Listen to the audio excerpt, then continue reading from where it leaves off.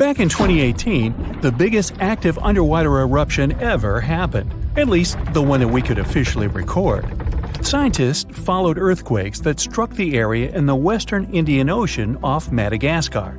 Between 2018 and 2021, over 11,000 earthquakes struck a small island called Mayan between Madagascar and Mozambique. The strongest one had a magnitude of 5.9. Until then, this area had been pretty peaceful. There had only been 2 earthquakes recorded over 50 years. Along with regular earthquakes, there were also some unusual seismic hums, like earthquakes at pretty low frequencies, forming deep underground.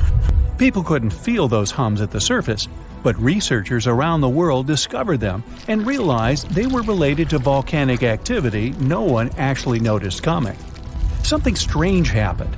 That underwater eruption created a giant skyscraper-sized volcano. This new underwater volcano turned out to be around 1.5 times the height of One World Trade Center in New York, and almost 10 times bigger than the Statue of Liberty.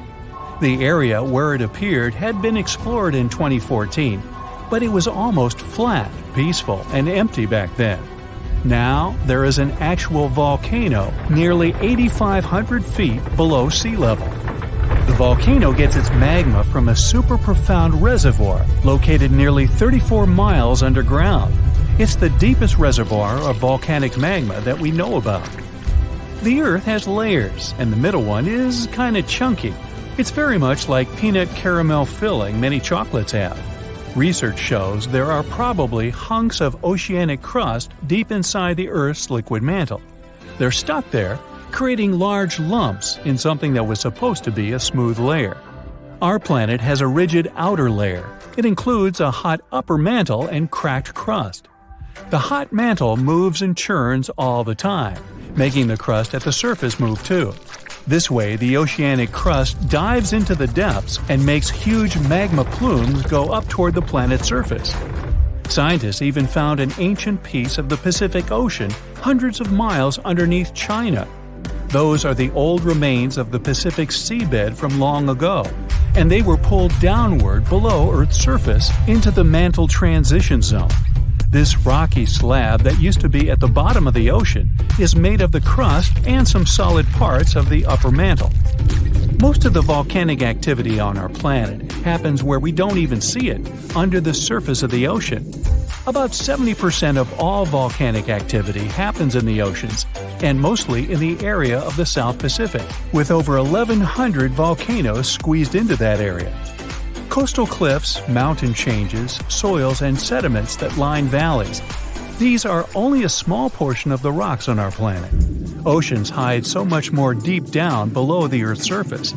In between the Earth's surface and its core is the mantle. It's a warm, thick layer of rock that moves and flows constantly. Some hundreds of miles below, there's a place where diamonds grow. As they form, they go through high temperatures and pressure, after which they eventually freeze.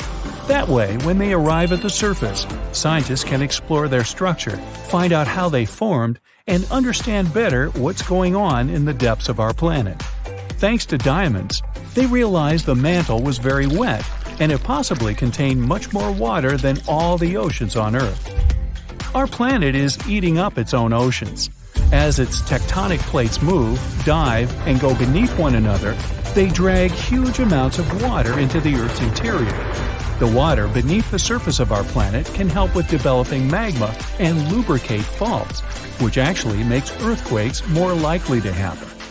Water is actually stored in the minerals. It gets incorporated into the planet's crust when new oceanic plates form. They go through the process of bending and cracking as they grind under other plates, and huge amounts of water then go deep into the crust and mantle. Scientists research an area that's 18 miles under the surface. They realize these zones pull 3 billion teragrams, which is more than 2 billion pounds. Any ocean is like a whole new world. There are incredible sceneries below the surface, magnificent waterfalls, lakes, and rivers. There are thick layers of salt beneath the seafloor, and rivers and lakes form because seawater goes through those layers and dissolves them, creating something that resembles pools. The dissolved salt makes the surrounding water denser. That water then settles there, which eventually forms underwater lakes or rivers. But there are also mountain chains, trenches, canyons. There's a canyon in the Bering Sea with more than 8,500 feet of vertical relief. This makes the Grand Canyon look way smaller than it is, since the underwater canyon is nearly 2,500 feet deeper. Deep parts of the ocean are really cold. The temperature of the water can be about 40 degrees, but at the bottom, water can get boiling hot. There are hydrothermal vents in the seafloor. Those are the hot springs located at the edges of tectonic plates. The water they release can reach a temperature of up to 750 degrees Fahrenheit, but the pressure at such depths is very intense. So intense, no human being can handle it. Still, it's the pressure that keeps the water from boiling. Ocean depth is on average 2.3 miles. Light waves can still enter at 3,280 feet, even though it's in a very small amount. So all the mysteries hidden below that point remain in total darkness. The actual illuminated part of the ocean goes until 600 feet.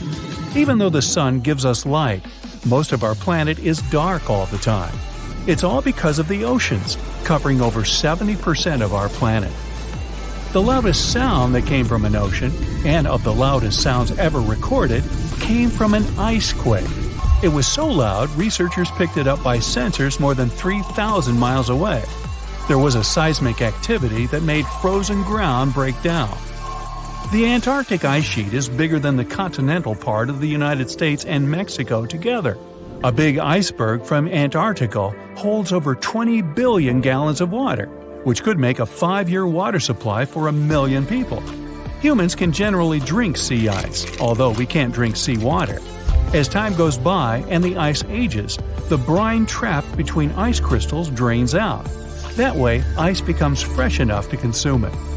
If all the ice sheets and glaciers we have on the Earth melted at the same time, the sea level would rise another 260 feet, which is just a little shorter than the Statue of Liberty, the height of a 26-story building. Clams lived long enough to tell us more about oceans past. Ancient mollusks can live for more than 500 years. To learn more about a tree, you can use its rings to see how old it is.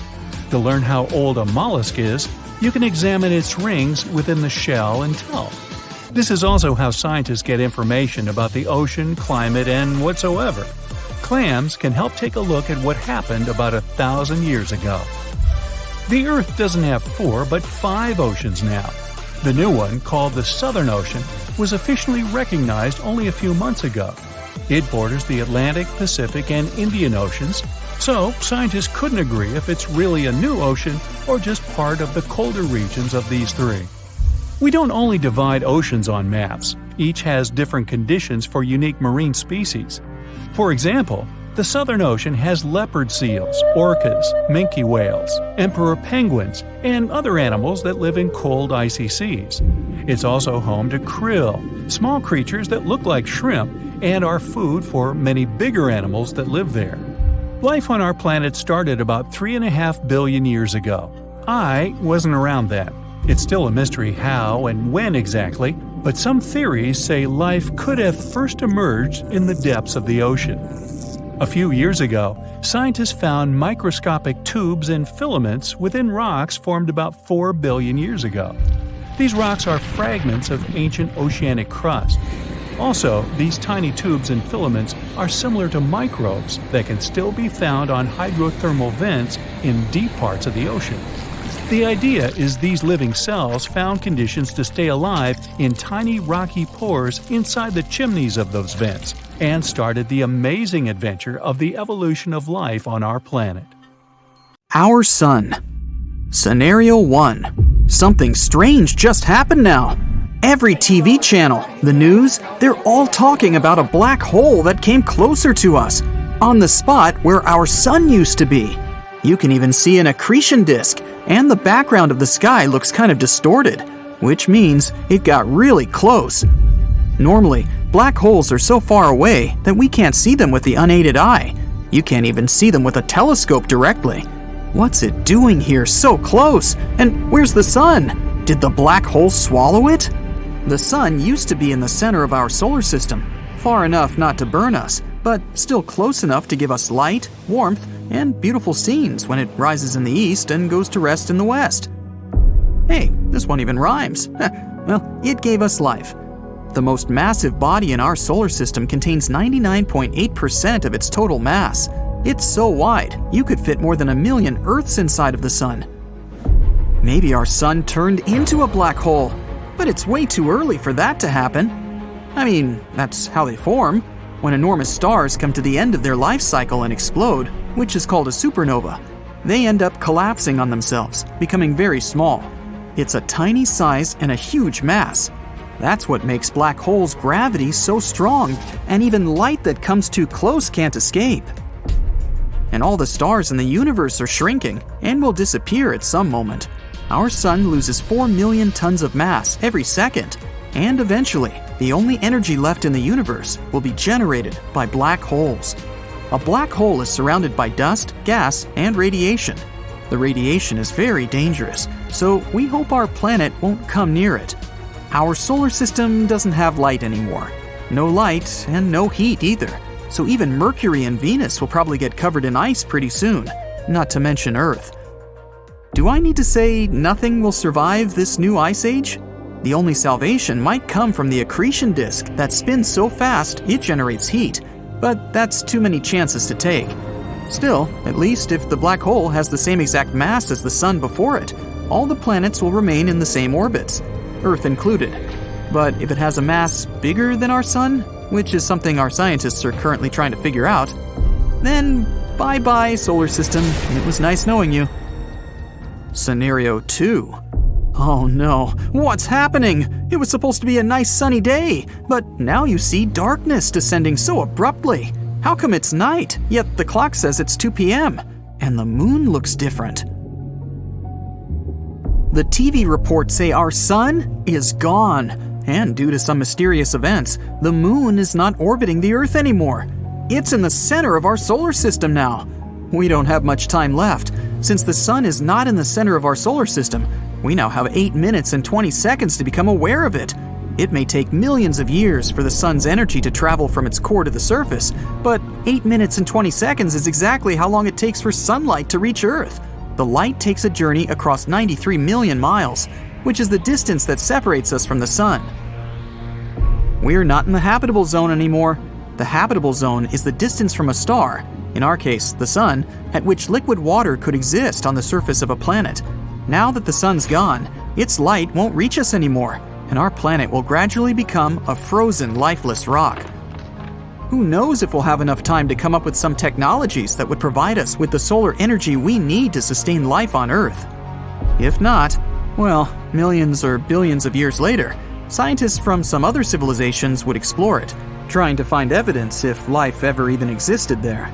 It would be the same as we do with Mars and other planets in our solar system, trying to figure out if they've always been lifeless or if there might be a sign that some organisms used to live there.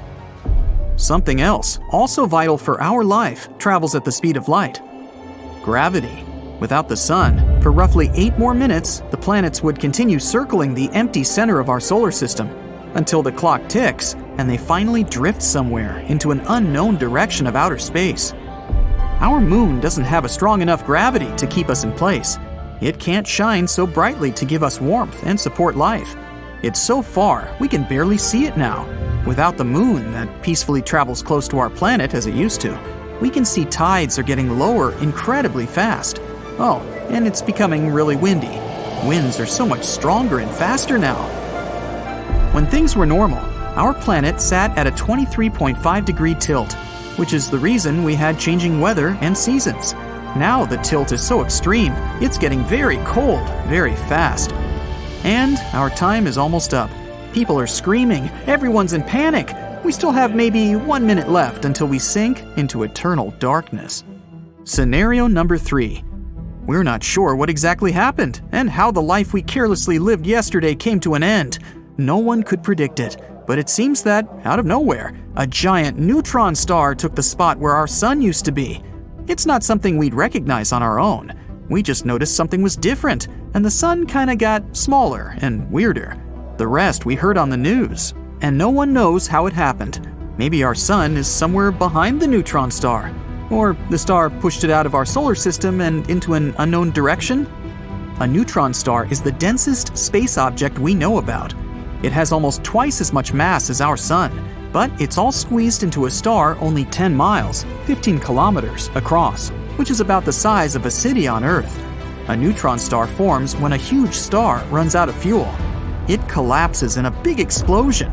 Its very central region, the core, collapses, which is why every electron, negatively charged particle, and proton, positively charged particle, crush together into a neutron, which is either uncharged or neutrally charged.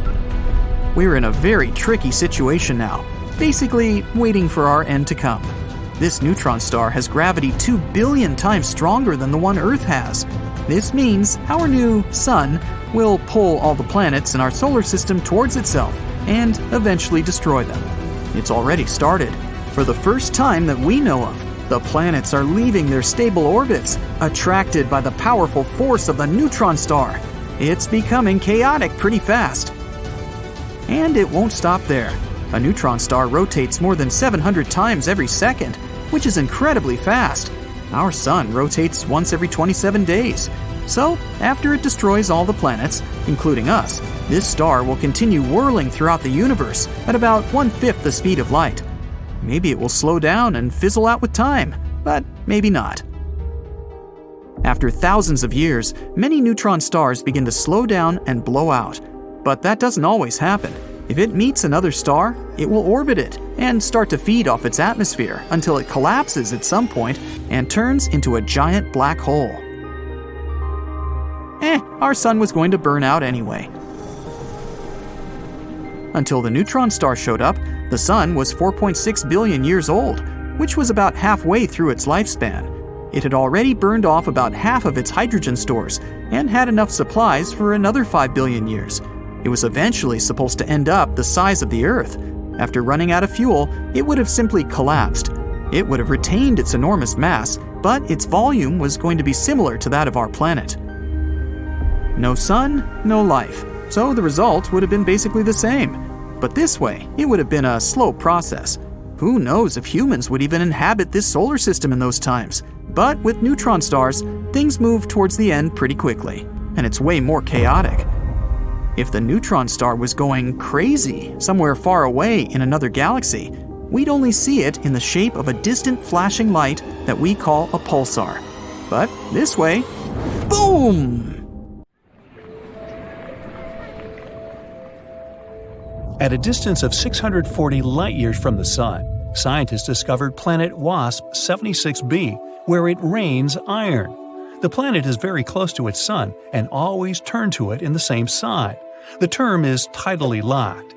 The temperature on the sunny side is so high that metals melt and evaporate there. The other half of the planet is cool enough so that metals condense again and fall down as rain. Speaking of tidal locks, our moon is the same way. There's no dark side to our satellite, it's just always turned to us with one side. When the moon happens to be in between the Earth and the Sun, what we call its dark side becomes brightly lit. We just can't see it from our planet. Figures. A recent study claims that the moon has a tail, and every month it wraps around our planet like a scarf. A slender tail made up of millions of atoms of sodium follows Earth's natural satellite, and our planet regularly travels directly through it. Meteor strikes blast these sodium atoms out of the moon's surface and further into space. You won't believe it, but the moon seems to be shrinking. Earth's natural satellite is now 150 feet smaller than it used to be hundreds of millions of years ago. The reason for this phenomenon might be the cooling of the moon's insides. It could also explain the quakes shaking the surface of our planet's natural satellite. Astronomers have recently found out that Mars is seismically active. Mars quakes occur there on a regular basis. For several days every month, the moon remains between the Sun and our planet. That's when Earth's gravity picks up that sodium tail. Our planet drags it into a long stripe that wraps around its atmosphere. This lunar tail is totally harmless. It's also invisible to the human eye, 50 times dimmer than what you can perceive. But on those rare days, high-powered telescopes can spot its faint yellowish glow in the sky. The tail looks like a gleaming spot that's 5 times the moon's full diameter. Turns out there are plenty of planets in the universe, and even in the Milky Way galaxy, that have liquid or frozen water on them. The closest one is within our solar system. It's Europa, one of Jupiter's moons. Scientists are almost sure that underneath its frozen surface there's an actual ocean of water. But it's too soon to be hyped about possible life on such planets. Liquid water is only one of many things that have to come together for life to appear on a planet. A star in the galaxy GSN 069 is likely to turn into a planet the size of Jupiter in the next trillion years. It might happen because of the star's regular encounters with a black hole. First, astronomers noticed unusual X-ray bursts that were strangely bright. They went off every 9 hours. After studying this phenomenon for some time, the scientists realized it was a star moving in a unique orbit around a black hole. The dazzling flashes? It was the material getting slurped off the star's surface by the black hole. It turned out that over millions of years, the black hole had already transformed the red giant into a white dwarf. And the process isn't going to stop whatsoever. Astronomers have found some traces of phosphine in the atmosphere of Venus. On our planet, this gas, colorless and flammable, is often found where microbes live. No wonder a new theory suggests that there might be life on Venus. But even if there was some life on the evening star, it could have only appeared in its atmosphere.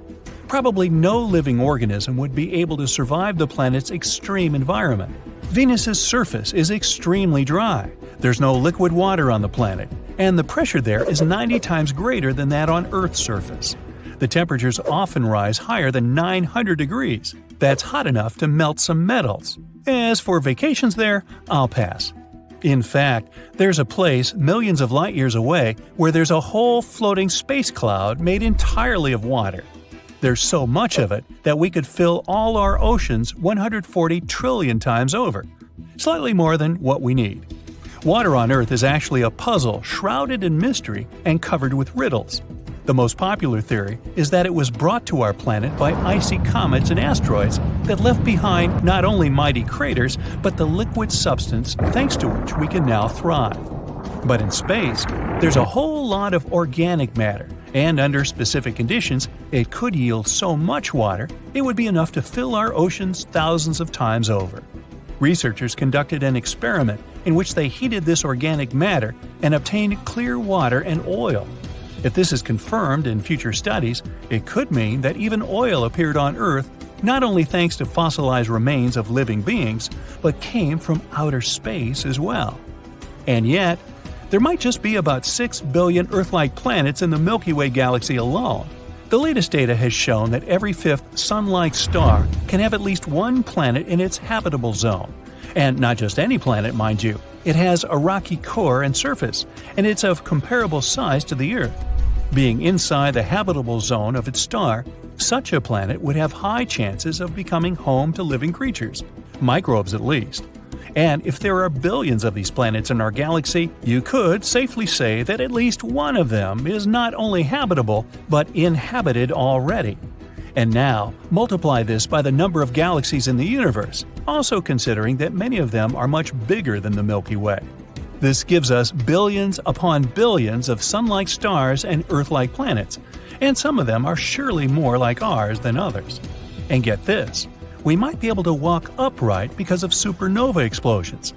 About 2.5 million years ago, a supernova sent cosmic rays to our planet.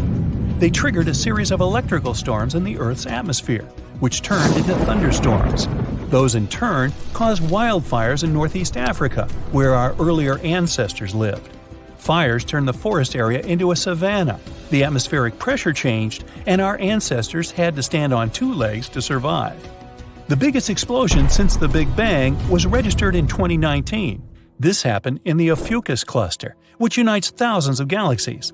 According to scientists, the blast was equal to 20 billion, that's 18 zeros, megaton explosions happening once a millisecond for 240 million years. I'll have to trust that. My math is not that good. In 2019, NASA's InSight lander, whose goal was to study the interior of Mars, registered the first Marsquake ever. These quakes were coming fast, about 2 per day. Most of them were tiny. You wouldn't even feel them if they happened on our planet. So far, more than 300 Marsquakes have been detected. Those are the first quakes on any space body other than Earth and the Moon. Another mysterious phenomenon discovered by the mission was bizarre magnetic pulses. They occurred every midnight around the lander. It's still unclear what those pulses were. Maybe after midnight they're going to let it all hang out, or something. Pluto's atmosphere rises much higher above the surface of the dwarf planet than, let's say, Earth's. It also has more than 20 layers, all of them freezing cold and extremely condensed. Remember the asteroid that wiped out the dinosaurs on Earth? Hey, I wasn't around then, but who could forget? There might have been another space show that ended badly for at least 75% of all life on our planet in the past. Roughly 360 million years ago, a supernova explosion occurred about 65 light-years away from us, and the cosmic rays sent by it swept away the ozone layer of our pretty blue ball. Wow, tough neighborhood. Okay, let's try something together. Open any world map you have available. It can be the one you find in your bookcase or even an online version. Take a look at the vast area covered by water. That's 71% of the Earth's surface. And all that is salt water from the world's oceans. There aren't any borders between the 4 oceans we've all come to know, but oceanographers and the world's countries did traditionally split these waters into 4 distinct regions: the Pacific, Atlantic, Indian, and Arctic Oceans. And here comes the big surprise. The scientific community has recently recognized the 5th body of water. It's called the Southern Ocean, and 3 of the 4 original oceans border it. It circumnavigates Antarctica and the lower portion of the globe and reaches Australia and the southern portions of Africa and South America. What makes this ocean so special? How did the scientific community eventually recognize it? And more importantly, what mysterious creatures does it hide? Let's find out. The Antarctic Ocean, or the Southern Ocean, was first mentioned back in 1937 in the 2nd edition of the International Hydrographic Organization's Limits of Oceans and Seas. That's a mouthful. Back then, this organization considered that it was wrong to consider the Antarctic Ocean as its own distinct body of water. Why? Well, because at that time, an ocean was defined as water surrounded by land, and not water surrounding land. However, they reconsidered it in 2000 and voted to include this ocean in the official list. They also decided on the name Southern Ocean over the commonly used Antarctic Ocean. Finally, the organization concluded that the ocean should be considered as ending at the 60th parallel south latitude. But how old is this ocean? Well, many specialists believe it to have formed only 30 million years ago, which would make it the youngest of the world's oceans. It was created when Antarctica and South America moved away from each other during the early stages of our planet's development. This unique water current is a distinctive component of the Southern Ocean, as it helps keep the waters flowing around the icy continent. It's called the Antarctic Circumpolar Current, and it moves to the east with incredible speed. It's estimated that it moves an enormous amount of water per second. Some of the disputes regarding the Southern Ocean also have to do with this amazing current. Some specialists believe it separates the water of the Southern Ocean from the waters of the nearing Atlantic or Pacific. Only the rapid circulating water is considered the Southern Ocean. On the other hand, though, a handful of scientists say that the current actually makes the naming issue more complex by not limiting the waters to a specific geographic location. They believe that the waters in the current are different in terms of composition from waters in the northern oceans because they are way colder and have a lot more salt. Sailors don't really like this new body of water, mostly because of the frequent cyclone-like storms that it experiences. They happen because of the big temperature difference between the ice packs and the ocean waves. As a result, these storms are very difficult to surpass for any sailors that happen to encounter them. I mean, really, these are the strongest winds found anywhere on our planet. More so, the vessels going through this area must also be wary of the frequent icebergs that may pop up every now and then, and also of the low surface temperatures. Just to paint you a better picture, some of the icebergs found here can span over several hundred meters and can exist all year round, regardless of the season. The latitudes from 50 to 70 have even earned the nicknames of Furious 50s or the Shrieking 60s because of these intense year-round storms. Even the landscape is unique. They say the Southern Ocean has bluer glaciers, colder air, and more intimidating mountains than anywhere else in the world. Now, let's get to the mysterious creatures that call this place home, as thousands of species of wildlife live only here and nowhere else in the world. Let's start with the quirky sea pig, or one of the sea cucumbers as it's sometimes called. There are a lot of them in the waters off Antarctica. Why is it called that way, though? Because of its pink hue and round, bloated looks. On a closer look, it even appears to have a little tail and set of ears, just like a pig. They do help a lot with the quality of the waters here, filtering sand and sediment. Then there are the Hoff crabs that live on the floor of the Antarctic Sea. The Southern Ocean is a cold water environment, but crabs are more adapted to warmer waters. So, Hoff crabs gather around the warmth made by volcanic vents. They get the needed warmth and food here. You can find them in large piles, one on top of another, literally filling the space at the vent openings. Now, wonder how they got their unofficial name? Well, it's because of their apparent similarity to the actor David Hasselhoff, whose impressive chest reminded explorers of the crab. Okay. Ever seen a fish that's completely transparent? You'd have to get to these waters down in the south, but they do exist, and they are simply called the ice fish. You can basically see inside them, being completely clear and all. That's because of their see-through skin and because they don't have any red blood cells. Their special power is that they can use antifreeze to prevent their bodies from going solid in the cold waters of the Southern Ocean. Instead of the standard thicker blood, the red one with hemoglobin, ice fish have thinner blood that moves around more easily throughout their bodies, hence giving them the much-needed nutrients and oxygen. Now, is there a monster hidden in these waters? Some people believe this to be the case, and thanks to recent research, we even have video footage of it. Some Australian researchers stumbled upon a bunch of weird-looking creatures that were swimming near the seafloor of the Southern Ocean. This pink blob-like fish seemed to be propelled by a little pair of fins. To quote them on it, it seemed to resemble a chicken just before you put it in the oven. I'm not sure I even want to know what that looks like.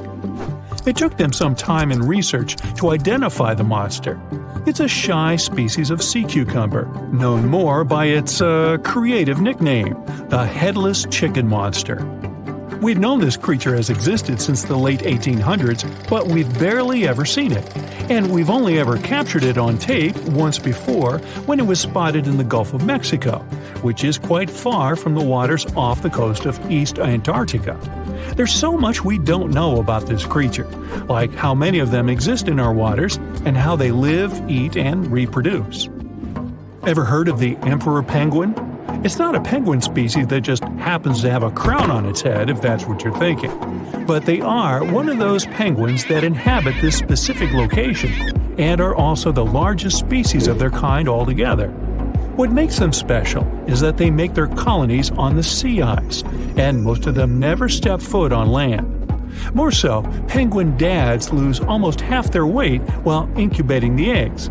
They're also fascinating swimmers, able to dive deeper and longer than any other bird, up to 700 feet. Not to mention they can stay submerged for up to 18 minutes at a time as they gather food. We have yet to uncover all the secrets of the mysterious Southern Ocean, but it's clear that it's home to some unique and fragile marine ecosystems. Recognizing it as a new ocean could be one way to focus the public attention on it and help its conservation.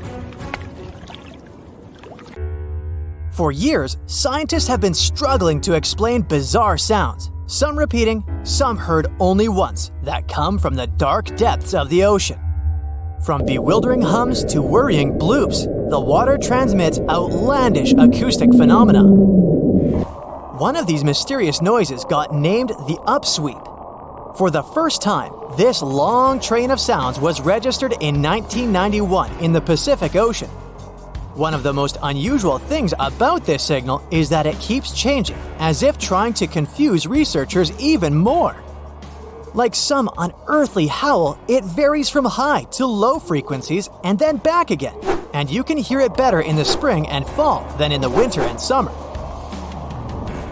Why the upsweep? It's simple. The sound travels from the bottom of the ocean towards its surface, as if sweeping up. Scientists do have a theory explaining this phenomenon: the activity of undersea volcanoes. Hot lava pouring into ice-cold ocean water could theoretically create such noises, but there's no proof found yet. Plus, the sound has been declining since 1991, even though it can still be detected. The bloop is the name given to an ultra-low frequency and incredibly powerful underwater sound that was recorded in 1997 by the U.S. National Oceanic and Atmospheric Administration. The bloop continued for approximately 1 minute. Having started from a low rumble, it gradually rose in frequency. It also kinda mimicked the noise created by marine animals, but its volume was so great that no living creature known to science could have made it. When the bloop occurred, underwater microphones managed to record it from a distance of 3,000 miles away. Rumor has it that the noise might have something to do with the fictional half-octopus monster Cthulhu, or some other colossal deep-water creature. But if you don't believe in monsters, science has another explanation: iceberg fracturing. The thing is that icequakes recorded in the Scotia Sea resemble the mysterious bloop a bit too much for it to be a coincidence. The whistle resembles this annoying sound when a kettle of boiling water is telling you it's time to make a cup of tea. But even though it may not be as blood-curdling as some other bizarre ocean sounds, it doesn't make it any less mysterious. Plus, the whistle is very elusive. In 1997, only one underwater microphone was able to pick it up, and therefore, researchers didn't manage to pinpoint the source of the noise. The most likely cause of the sound is an eruption of one of the submarine volcanoes. Have you ever heard of Julia? No, not your neighbor. I'm talking about this otherworldly sound. Listen to it. It was recorded in 1999 by the U.S. National Oceanic and Atmospheric Administration. The source of the sound was most likely a large iceberg that ran aground somewhere in Antarctica. The sound was so loud that it was heard over a huge territory, and its duration was about 2 minutes and 43 seconds. Slow down. That's the name given to a sound recorded in 1997 in the equatorial Pacific Ocean.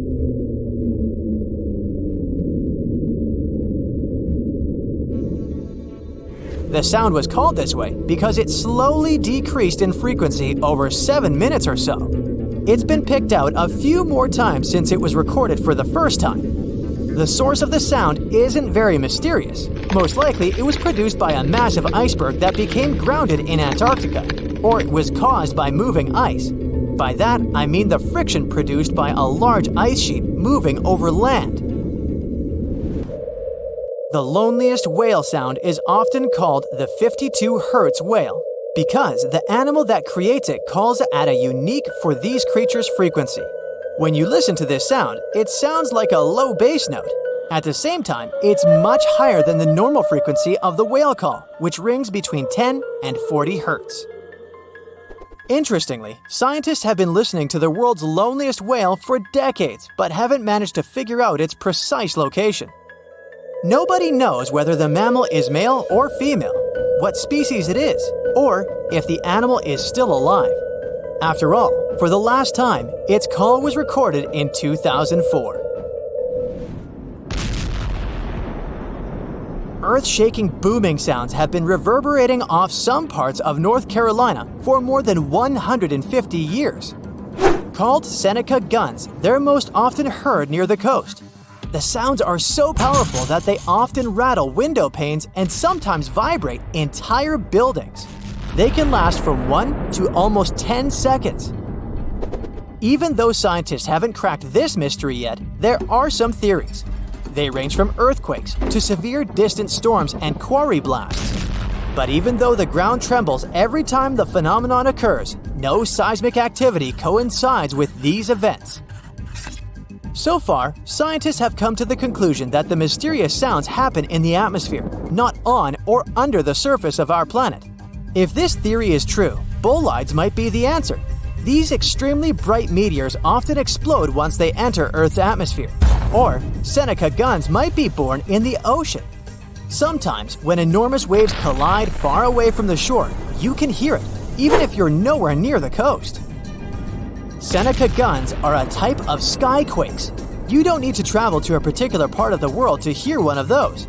Mysterious sonic booms ramble from the sky everywhere, from the US to India and Japan. Just like Seneca guns, this sound phenomenon occurs mostly near the coast or a big body of water. Rattling glassware and windows in the nearby houses, skyquakes could be connected with ultra-fast airplanes breaking the sound barrier. But people started hearing the first skyquakes in 1824. The theories trying to explain this phenomenon include sand dunes shifting, meteors entering the atmosphere, distant volcanoes erupting, Earth's crust cracking during earthquakes, and even gas bursting out of underground vents in the sea or lake bottom.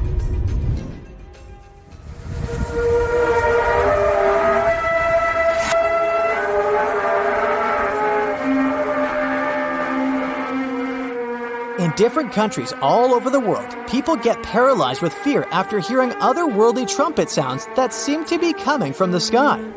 The inhabitants of the US, Canada, Australia, Germany, and the Philippines have already heard this hair-raising noise since it was first recorded in 2008. These sounds are sometimes called the sound of apocalypse. And although until recently, nobody could understand the origin of the sounds, NASA claims that there is nothing to be afraid of. The noise can be coming from our own planet. Usually, it's quiet and thus inaudible to the human ear. But when it gets louder, the outcome is the very trumpet sounds that scare people all over the world. Bristol hum started in the 1970s when hundreds of Bristol inhabitants began to talk about a bizarre noise audible only at night. The noise was a low-level hum, and nobody could identify or trace the source of the sound. But the strangest thing about the noise was that one day, it stopped as abruptly as it started. But not before people in other towns across Britain reported hearing similar sounds. Some time ago, the mysterious sound returned. In 2015, a group of French scientists claimed that they had solved the mystery of the Bristol hum. They stated that the culprit was ocean waves that made the ocean floor vibrate. But while it was all good and well, it didn't explain why the sound was around for only several years or why it chose to return. If you ever come to the town of Taos in New Mexico, don't let another strange and unexplained phenomenon send you running for the hills. This phenomenon is a faint, low-frequency hum ringing in the desert air and grating on your nerves. Even stranger, only 2% of people who live in Taos hear this noise. But for those who do, it's unstoppable torture. On top of that, everyone describes the sound in a different way, from a quiet whir to an eerie hum or even persistent buzz. And while some people believe that the Taos hum is the result of unusual acoustics, the others suspect a bad case of mass hysteria. No one has located the origin of the hum yet.